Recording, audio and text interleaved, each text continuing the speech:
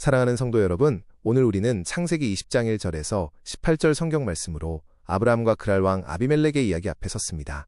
이 한 장 속에 우리의 연약함과 그 연약함보다 훨씬 크신 하나님의 신실하심이 모두 담겨 있습니다. 본문의 제목을 이렇게 붙였습니다. 신실하신 하나님. 오늘 저는 한 문장을 여러분의 마음에 먼저 심어드리고 말씀을 시작하고 싶습니다. 우리의 실패보다 하나님의 은혜가 더 크다. 이것이 오늘 본문이 우리에게 전하는 복음의 핵심입니다. 우리가 아무리 무너져도 하나님의 언약은 무너지지 않습니다. 나는 왜 또 무너졌을까? 혹시 이 질문으로 밤을 지새워 보신 적 있으십니까? 작년에도 회개했고 부흥회 때도 결단했는데 정신 차려보면 또 똑같은 자리에 주저앉아 있는 나 자신을 발견합니다. 놀랍게도 아브라함도 그랬습니다. 창세기 12장에 나오는 25년 전 애굽에서 저지른 똑같은 실수를 아브라함은 그랄에서 다시 반복합니다. 세월이 흐르고 할례를 받은 영적 거장도 근본적인 두려움이 해결되지 않으면 오래된 습관으로 다시 도망칩니다. 본문 11절에서 아브라함은 이렇게 고백합니다. 이곳에서는 하나님을 두려워함이 없으니. 그런데 성도 여러분, 정말로 하나님을 두려워하지 않은 사람은 누구였습니까? 아비멜렉이 아니라 아브라함 자신이었습니다. 그는 그랄 땅에는 하나님이 계시지 않는다고 착각했습니다. 이렇게 환경이 하나님보다 커 보일 때 우리는 하나님과의 관계를 끊고 인간적인 수단, 즉 거짓말을 동원합니다. 개혁주의 신학이 말하는 전적 타락의 잔재가 바로 이것입니다. 자, 본문의 장면을 보십시오. 아브라함은 두려움 속에 침묵합니다. 사라는 아비멜렉의 집으로 끌려갑니다. 아비멜렉은 아무것도 모른 채 죄의 문턱에 서 있습니다. 남편은 비겁하고 아내는 위기에 빠졌고 이방 왕국은 길을 잃었습니다. 이 절체절명의 순간, 인간은 아무도 움직이지 못합니다. 그런데 바로 이 순간 하나님이 움직이십니다. 본문에서 가장 먼저 주도적으로 일하시는 분은 하나님이십니다. 아비멜렉의 꿈에 찾아오셔서 엄히 말씀하십니다. 성도 여러분, 이것이 은혜입니다. 인간이 수습하기 전에 하나님이 먼저 개입하시고 인간이 길을 찾기 전에 하나님이 먼저 막으십니다. 우리가 망쳐놓은 그 자리에 하나님이 먼저 찾아오십니다. 사람이 하나님을 붙든 것보다 하나님이 사람을 먼저 붙드신 것이 구원의 근본입니다. 하나님은 약속하신 이삭을 주시기 위해 사라를 지키십니다. 인간적으로 보면 아브라함이 사라를 위험 속에 밀어넣었지만 하나님은 사라의 몸도 명예도 언약도 보호하십니다. 결국 언약의 안전성은 어디에 달려 있습니까? 나의 얄팍한 성실함이 아니라 하나님의 변함없는 성실하심에 달려 있습니다. 그래서 내가 흔들려도 언약은 흔들리지 않습니다. 하나님이 문제를 해결하시는 첫 번째 방식입니다. 하나님은 아브라함의 거짓말을 묵인하지 않으셨습니다. 본문은 아브라함의 수치를 조금도 숨기지 않습니다.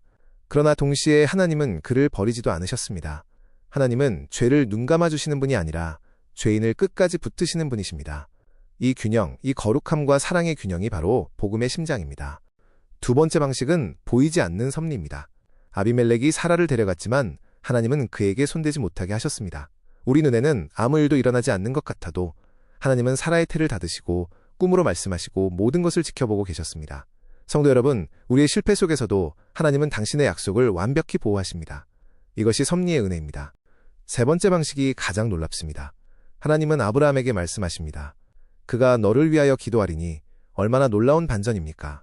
거짓말하던 자가 중보자가 됩니다. 아내를 지키지 못했던 자가 이방 왕과 그의 집을 위해 기도하는 자로 세워집니다.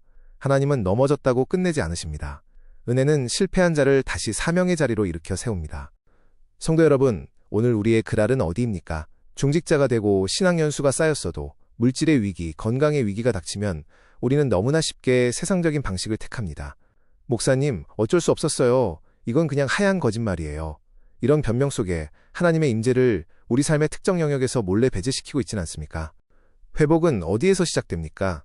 어쩔 수 없었다는 변명이 아니라 정직한 인정에서 시작됩니다. 주님, 저도 아브라함과 다르지 않습니다.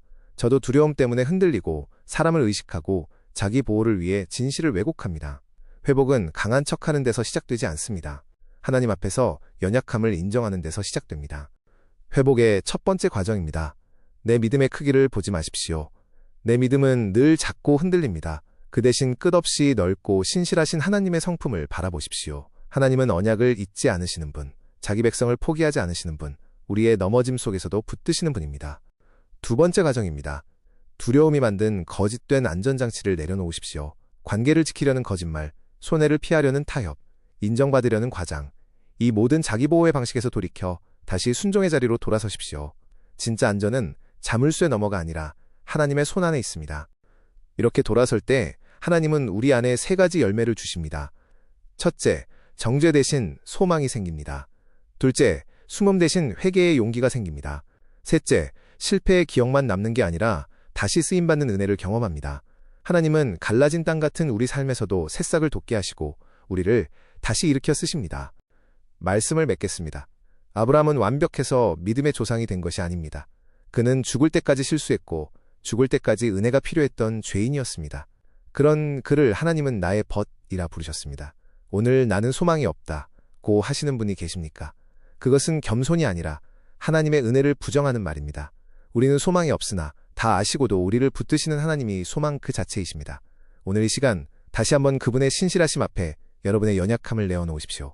주님, 제가 또 넘어졌습니다. 그러나 주님은 여전히 저를 사랑하시며 저를 통해 일하실 것을 믿습니다.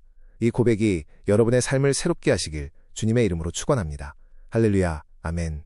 이 슬라이드 영상 좋았다면 구독과 좋아요 잊지 마세요. 감사합니다.